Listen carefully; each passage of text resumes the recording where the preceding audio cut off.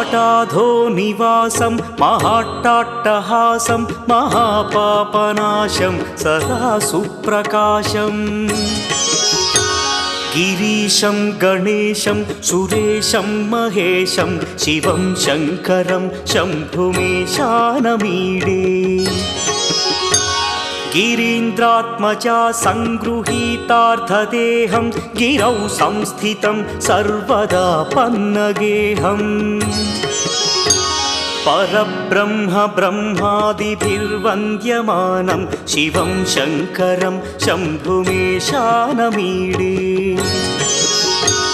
कपालं त्रिशूलं कराभ्यां दधानं पदाम्भोजनं राय कामदधानं